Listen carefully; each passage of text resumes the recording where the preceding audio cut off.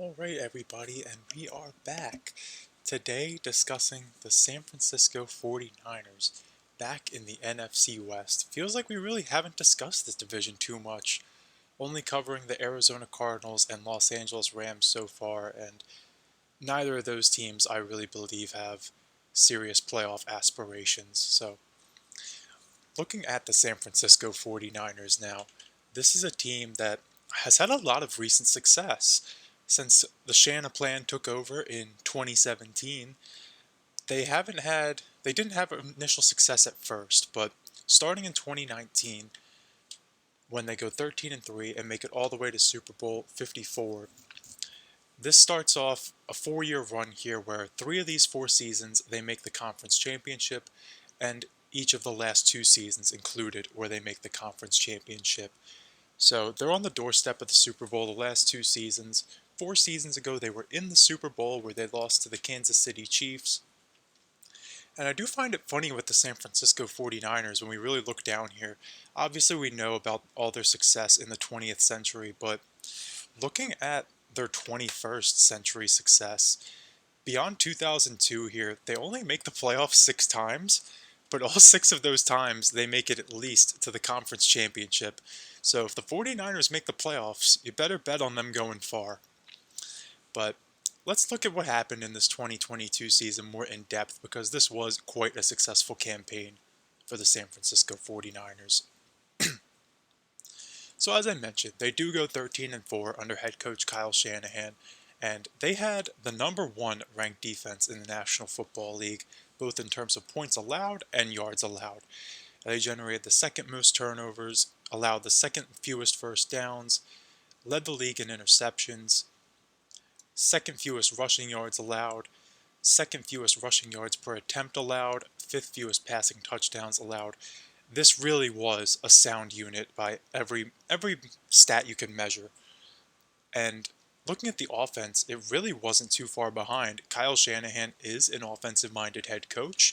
He's definitely seen as a bit of a boy genius type of head coach on offense, seen as one of those mad scientist type of coordinators who now in a head coaching role is really trying to unleash on the league. And definitely a lot of coaches have learned from Kyle Shanahan in the league, despite the fact that he is still very young.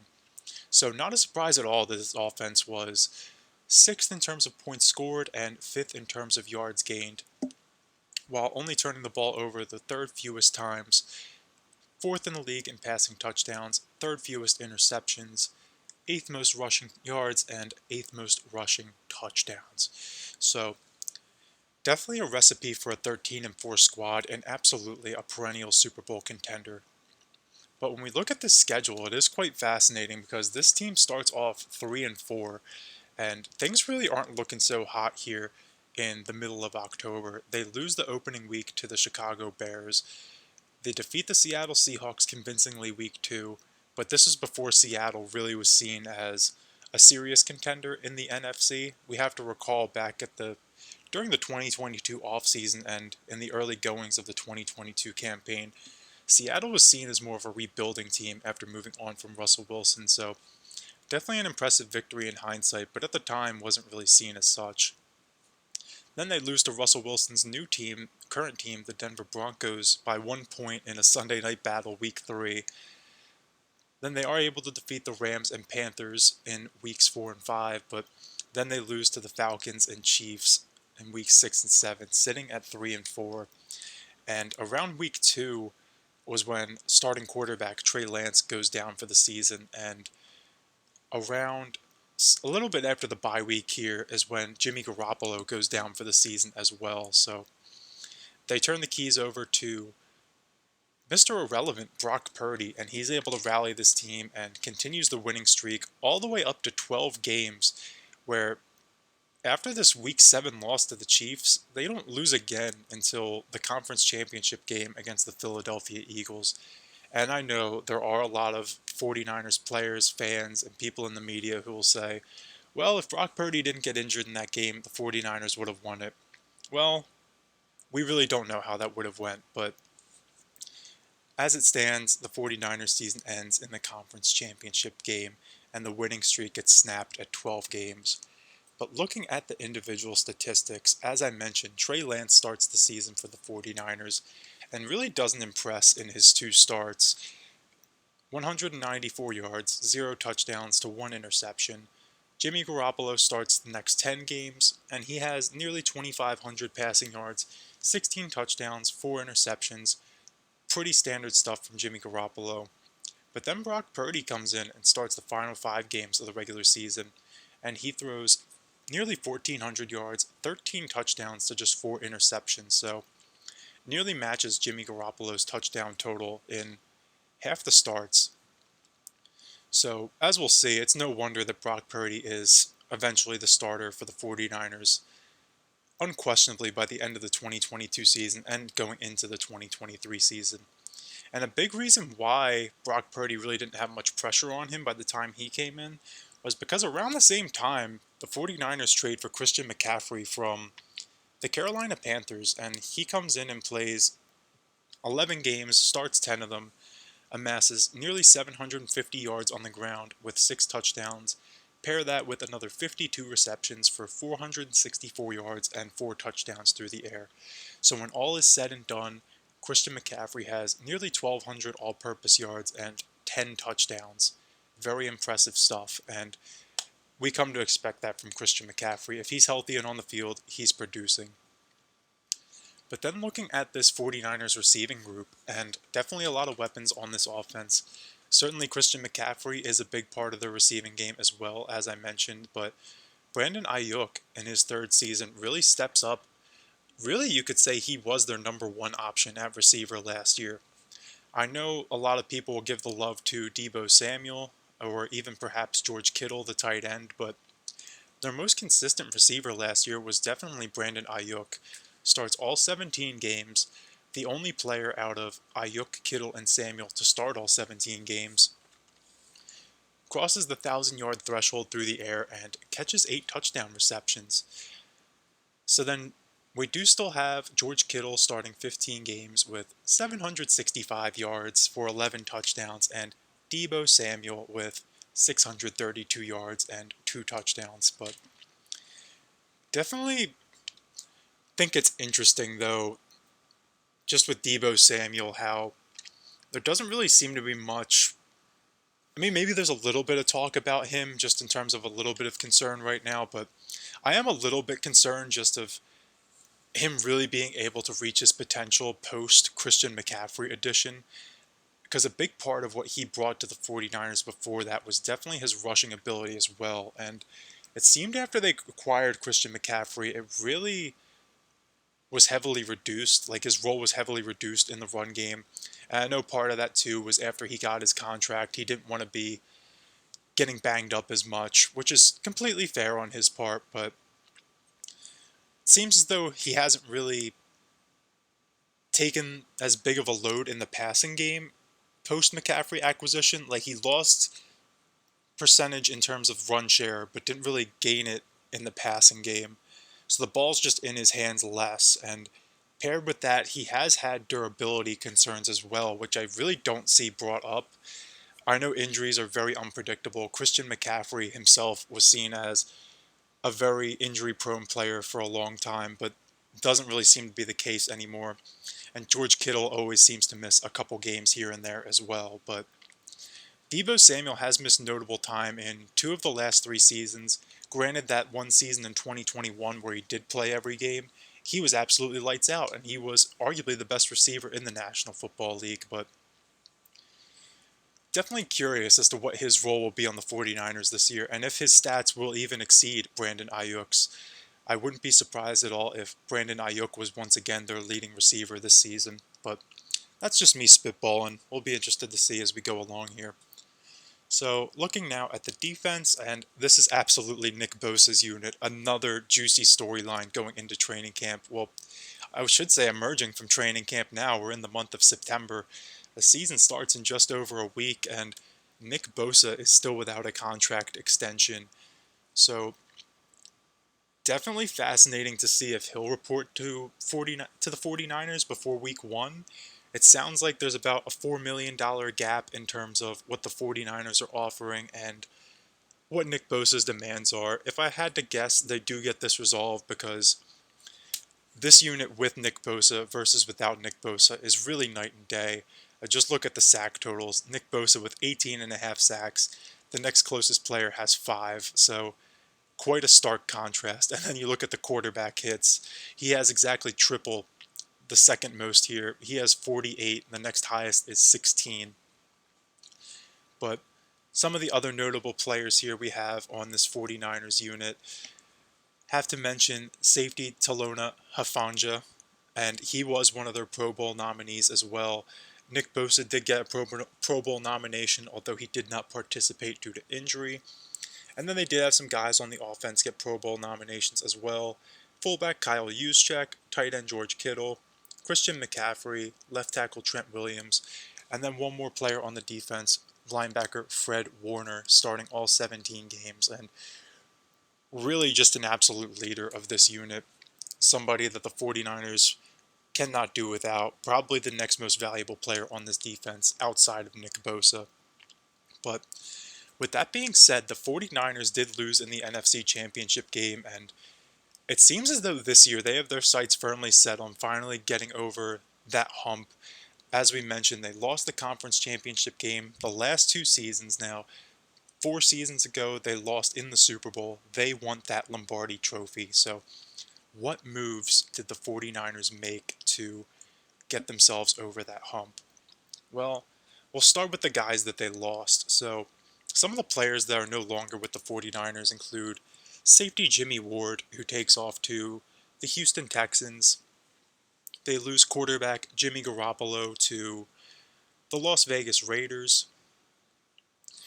They also lose defensive end Samson Ebukam to the Indianapolis Colts. Tackle Mike McGlinchey, as we mentioned in the Denver video, takes off to the Broncos. They also lose another offensive lineman, Daniel Bruskill, to the Tennessee Titans. And finally, they do lose defensive edge Charles Omenihu to the Kansas City Chiefs. So, not terrible in terms of the losses for the San Francisco 49ers. And yes, I will mention too, just within the last week, they trade quarterback Trey Lance to the Dallas Cowboys for a 4th round pick, which, good Lord, if you want to talk about one of the worst trades in the history of the National Football League, it has to be the San Francisco 49ers. Trading 3 first-round selections to move up to the 3rd overall pick in 2021. It doesn't even matter at this point what Trey Lance does for the Dallas Cowboys. In fact, it would probably look a lot worse if Trey Lance is a good player for the Dallas Cowboys, considering they only got a 4th-round pick for him. But I just consider the fact that they move all that way up there, and one, they pass on a quarterback like Justin Fields, for instance, who we at least know what he is, despite his flaws. Same with Mac Jones, who are both still on the board. But putting the quarterback position aside, they could have taken Micah Parsons to add him to their loaded defense. They could have selected Jalen Waddle for that offense. They could have taken Devonta Smith. They could have taken Kyle Pitts. They could have taken Penei Sewell to help that offensive line. There were so many options for them there at that number 3 overall selection, but they took a player who barely even saw the field for him. And one interesting stat I put together for Trey Lance right before this trade happened, once it was clear he wouldn't be the starter, it just was fascinating to me going into that 2021 draft, because keep in mind, this was coming out of the COVID season where a lot of college teams didn't play, especially Trey Lance at a Division I AA school at North Dakota State.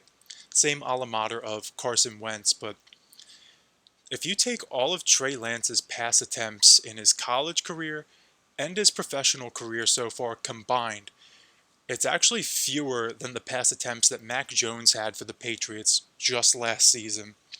And like I said, I'm not sitting here saying that Mac Jones is this amazing Pro Bowl quarterback and a budding star in the National Football League.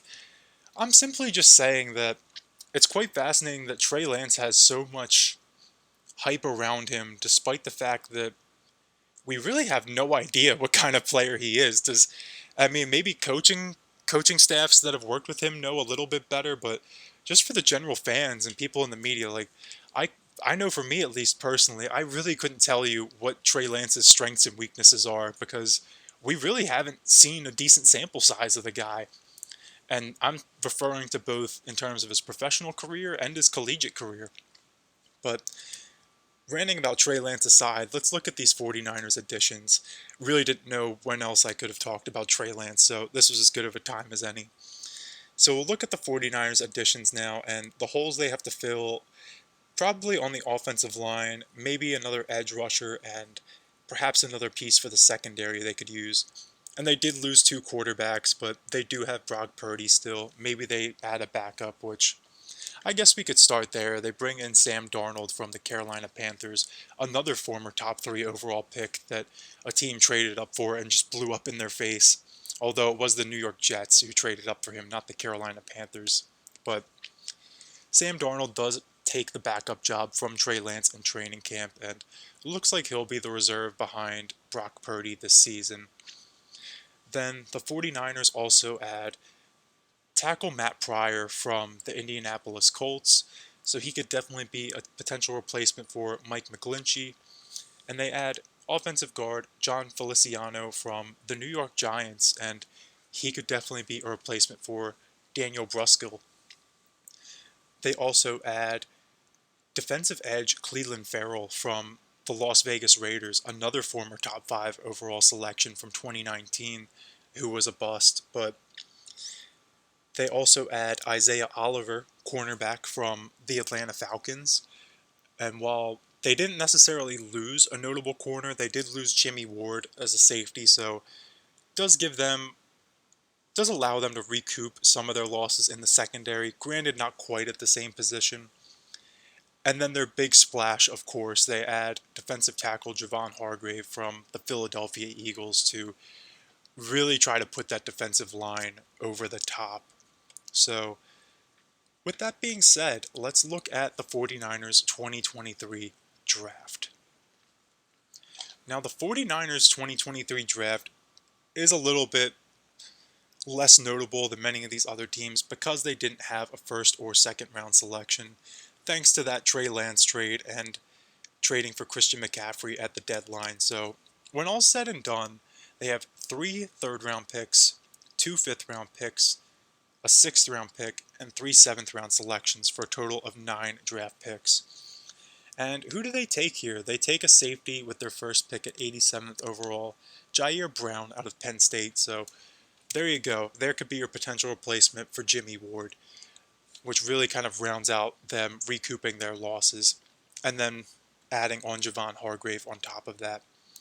Then they select a kicker, Jake Moody, with the 99th pick. They select another tight end, Cameron Latou, at 101.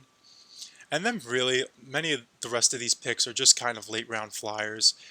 They take 3 more players for the defense here in the 5th and 6th round, a corner, an outside linebacker, and an inside linebacker. Then in the 7th round, they take another tight end, a wide receiver, and another safety to round things out. So, not really too notable of a class for the 49ers, but who knows, maybe Kyle Shanahan can develop some of these guys into potential stars. So, let's see how they put this thing together with the depth chart. And as I've already alluded to, Brock Purdy is the starter, with Sam Darnold backing him up. They do have Brandon Allen as the 3rd stringer, but really not too much to debate here. Seems like Brock Purdy has really taken this locker room by storm, and this is 1,000% his team. At the running back position, again, Christian McCaffrey, he's the highest paid running back in the National Football League, and rightfully so. He's going to be the number 1 guy here through and through. They do have Elijah Mitchell as a potential backup for him, but really not too much beyond that because they don't really need too much beyond that. And we'll give a shout out to Kyle Juszczyk here, maybe one of the only fullbacks in the National Football League, still of note. Then at tight end, we do have George Kittle, of course, one of the best tight ends in the National Football League, with a collection of backups behind him who probably won't see too much action as long as George Kittle is on the field. But looking at, I suppose we could go to the offensive line next, because I have mentioned in quite a few videos now that I've very much been looking forward to discussing this San Francisco 49ers offensive line. And part of that too is because there seems to be this narrative around the 49ers where they just have this stacked roster from top to bottom where every single position they just have Pro Bowl players and the only question mark they have is a quarterback. What I really don't believe that's reality. That's definitely something that gets headlines in the media and it's definitely something that could garner interesting discussion on national debate shows for sure that oh, well, you have all these teams in the mix for the Super Bowl. Like, especially just look at the last couple seasons when we got down to the Final Four, right? So last year we had the Eagles, Bengals, Chiefs, and 49ers. And it was easy to say, oh, well, the Chiefs have Patrick Mahomes. The Bengals have Joe Burrow. The Eagles have Jalen Hurts. But the 49ers really don't have a proven quarterback. The 49ers just have this amazing roster with a complete unknown at quarterback. But looking at this season, I think Brock Purdy, honestly, is really not their biggest concern here. He definitely needs to prove himself that he can play consistently at the pro level, but I think this team has bigger things to worry about besides the quarterback position, and one of them absolutely being this offensive line. So looking at this offensive line, of course, they have Trent Williams at left tackle, who is perhaps the best left tackle in the National Football League. He's definitely up there. Granted, he is in his 14th season, so definitely concerns about, him going up against Father Time. How much more does he have left in the tank? And durability concerns at that age as well. He's approaching his late 30s now. Is he going to be able to play a full 17 games plus another 3+ playoff games if they have their sights set on the Super Bowl? So that's 20 games right there just for them to get to the Super Bowl, assuming they do get the first round bye. If they have to play in the wild card round, that would be 21 games for Trent Williams this year. That's probably the most football he's ever played in a season. Then they do have Aaron Banks at left guard, their second round pick from 2021. Not super concerned there, but then you look at the right half of this offensive line. They have Jake Brendel, Spencer Burford, and Colton McKivitz. And granted, maybe San Francisco does have a lot of faith in these guys, and they feel like they can really develop them into a solid starting five, but I really look at this unit, and outside of Trent Williams, there's not really one guy here who I feel I can really depend on. Maybe Aaron Banks, but besides that, I would say this is definitely, even with Trent Williams, I would say this is a subpar offensive line, and if they're going up against a team like the Philadelphia Eagles again in the NFC Championship, yes, the San Francisco 49ers have a fantastic defensive line, but I feel the Philadelphia Eagles offensive line matches up just as well with that defensive line. But on the flip side, I think the Philadelphia Eagles defensive line will have quite a nice day against this offensive line. No disrespect to this unit. That's just my thoughts, though. So if Brock Purdy is the question, I think the question really is Brock Purdy going to have the protection he needs to be successful? Because he clearly has an elite running back behind him, clearly has an elite tight end. But then even looking at this receiving group, he does have Brandon Ayuk and Deebo Samuel, of course, but not really much beyond that.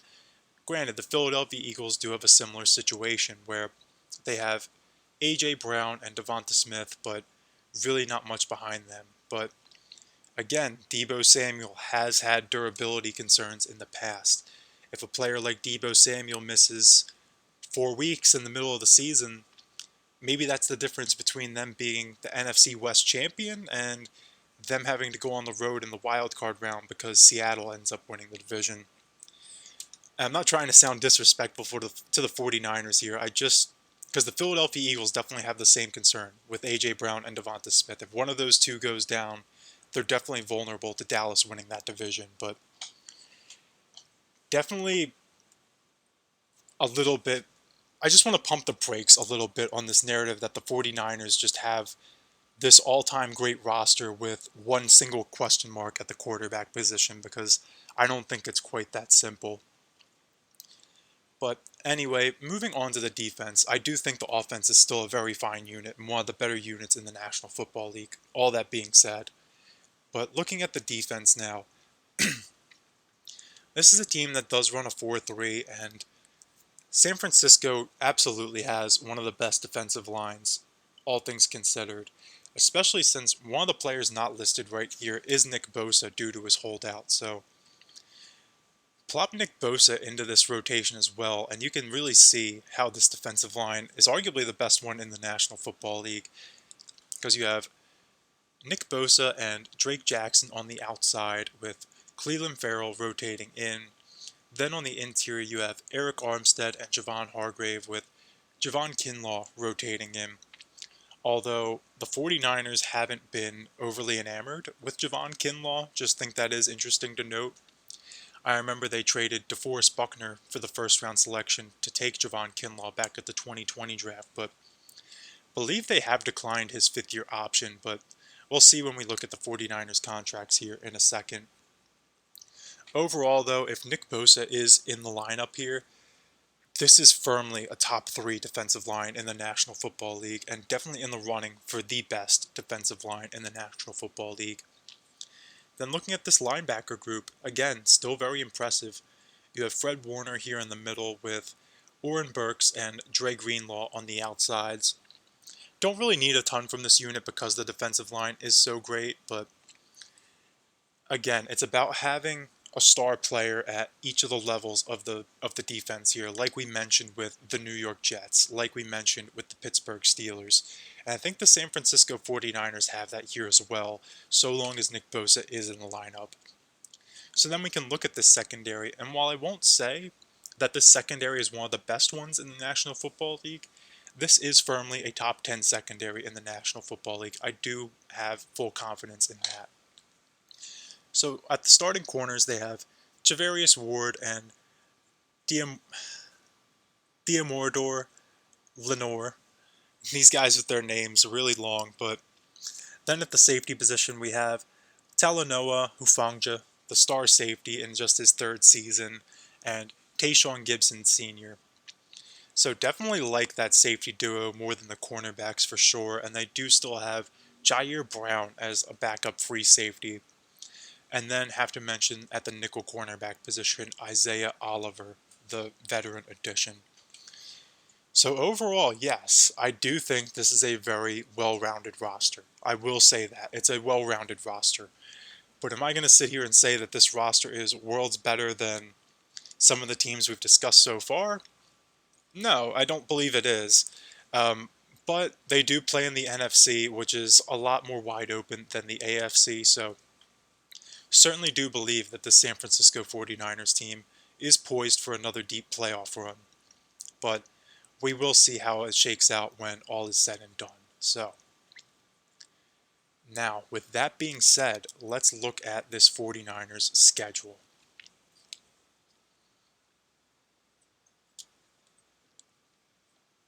So I do have the 49ers projected to finish 13-4, yet again. I think they will be one of the best teams in the NFC. I'm not doubting that. But let's break this down week by week. So next Sunday, they already have the Pittsburgh Steelers week 1. And again, there is question marks whether Nick Bosa will be in the lineup for this game.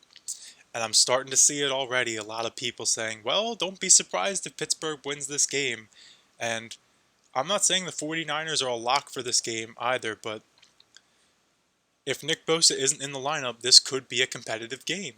I don't know if the 49ers will lose it. I don't know if they're a lock, but I do believe this will be a competitive game. As of right now, I still will give the edge to the 49ers in this matchup. But that being said, coming out of this week 1 matchup, they have 3 very winnable games following that up against the Los Angeles Rams, the New York Giants, and the Arizona Cardinals. So I feel very confident that if they can win that week 1 matchup against the Pittsburgh Steelers, they should be a 4-0 team. But then in week 5, we get a Sunday night treat between the 49ers and the Dallas Cowboys, and I do believe that the Dallas Cowboys will come out on top here.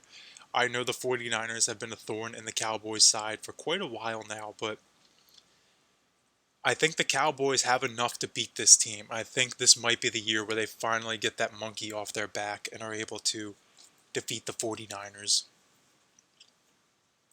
And definitely having a guy like Trey Lance now, I don't think that's really being mentioned enough either. Like, why did Dallas trade for Trey Lance? Well, maybe it's because Trey Lance is very familiar with Kyle Shanahan's offense because they were trying to spoon feed him that offense for the last couple of seasons now. I know they're definitely going to run different looks with Brock Purdy in there instead of Trey Lance, but don't be surprised if Trey Lance is giving that Dallas defense some cues, trying to give Micah Parsons a little tip or two on what that offensive line is going to be looking for. Just a thought. I don't really see that getting mentioned too much. But then in week 6, the 49ers take on the Cleveland Browns, and Cleveland will be coming off of their bye week. And I actually gave this one to the Browns because I do like the matchup of the Browns offensive line going up against the San Francisco defensive line. I think the Browns are one of the few teams capable of negating this 49ers offensive line, at least to the best of their abilities. Then in week 7, I do think they win this Monday night matchup against the Minnesota Vikings. But then in week 8, they get the Cincinnati Bengals coming off of their bye, and I think Joe Burrow and the Bengals are just going to be a little bit too much for this 49ers team. This was the Super Bowl matchup we nearly saw the last 2 seasons, so interested to see how this one shakes out. Kind of disappointed this one isn't a Sunday night matchup, to be honest. But then the 49ers get their own bye in week 9, and coming out of that, they face Doug Peterson and the Jags coming out of their bye as well, but despite that, I do think the 49ers are the better team than the Jaguars at this point, so give the 49ers the nod here. Same thing in week 11 against the Tampa Bay Buccaneers. I think the 49ers are just superior to them. Then they get a short week going into Seattle to play the Seahawks at Lumen Field. Got that right, but the 49ers and Seahawks, this could definitely be a very tough matchup for the Seahawks and the 49ers here, but I think the 49ers are going to need this one more at the time. They do play each other 2 out of 3 weeks here, and I have the 49ers winning both of them, but definitely curious as to if these teams just end up splitting these.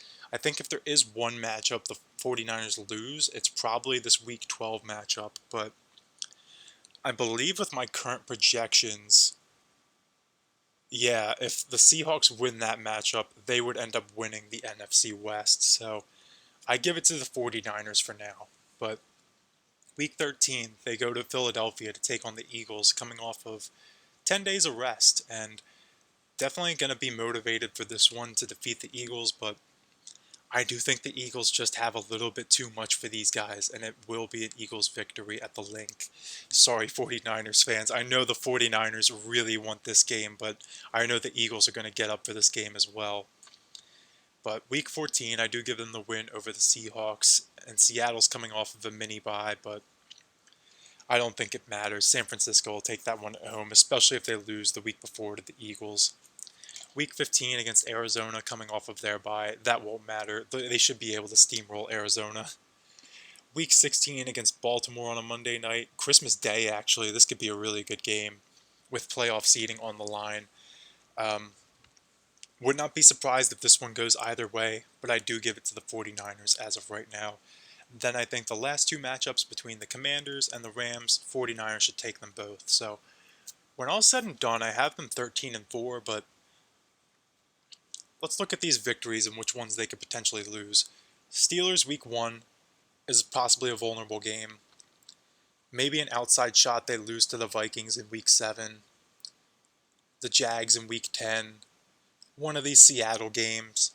And then potentially the Ravens. So I don't really see them being too much worse than 13-4, because on the flip side, they could absolutely beat the Cowboys, the Browns, the Bengals, and the Eagles. They could win any of these games. I'm not counting the 49ers out in any of these matchups.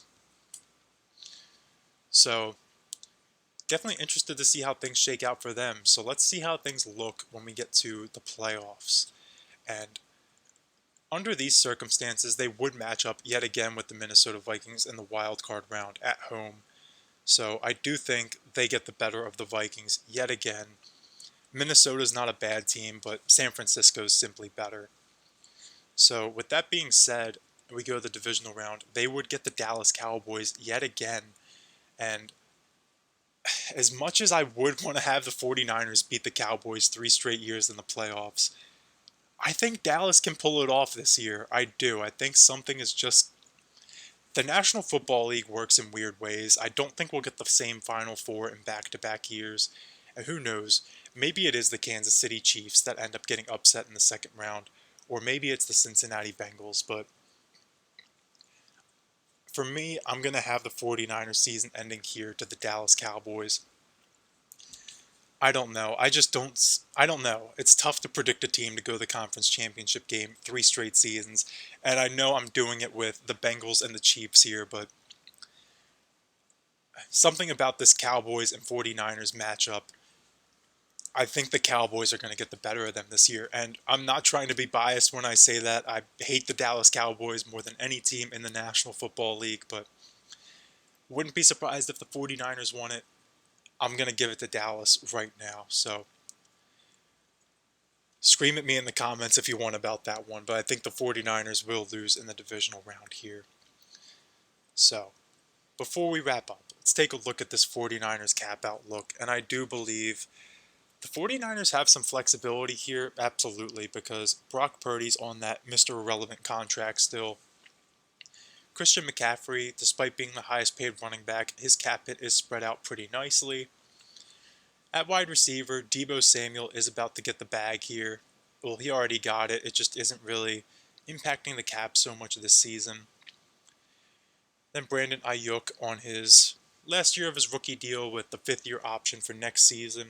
Definitely be interested to see how this plays out, because if Brandon Ayuk has another strong campaign and Deebo Samuel continues to get less of a load with Christian McCaffrey in the offense, I wonder if Brandon Ayuk gets extended here and then they maybe let Deebo Samuel walk after 2025. I don't know.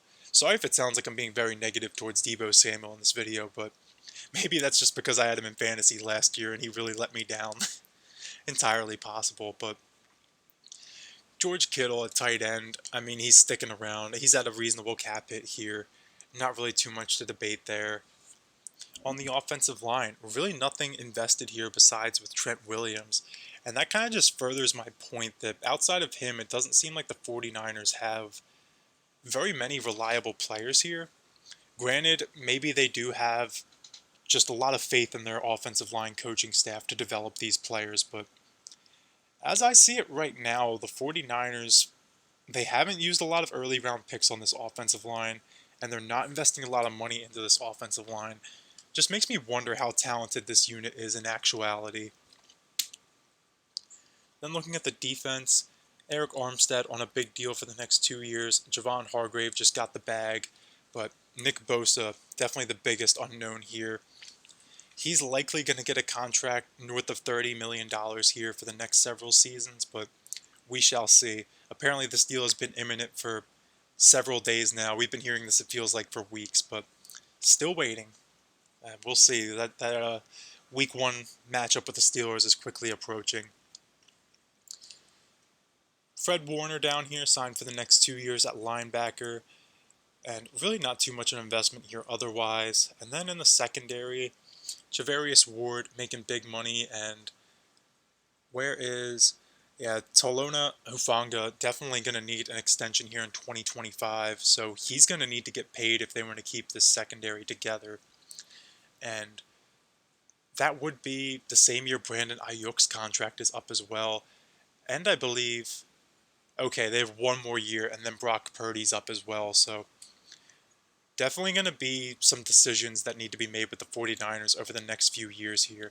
They definitely have a nice window here while Brock Purdy's still on this rookie deal, but I'd say really the next 2 seasons are when they're going for it, because Trent Williams is quickly getting up there in age as well. Nick Bosa is going to get that big contract that's going to limit what they can do. Brandon Ayuk's going to need to get paid. Brock Purdy's going to need to get paid. They're going to need to pay Tolona here in the secondary, so geez, then Fred Warner's contract's coming up again too. Definitely the next 2 seasons are when this team's window is.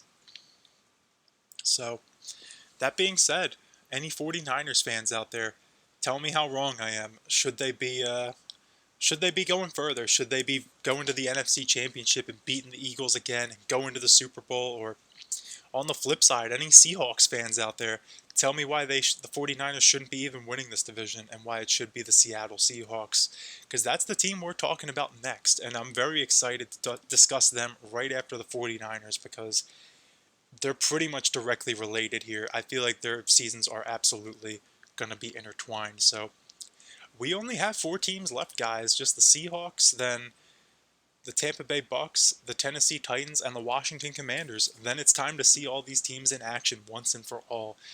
This offseason really feels like the longest one ever. So look forward to talking to you guys about the Seahawks in the next one. Have a nice day.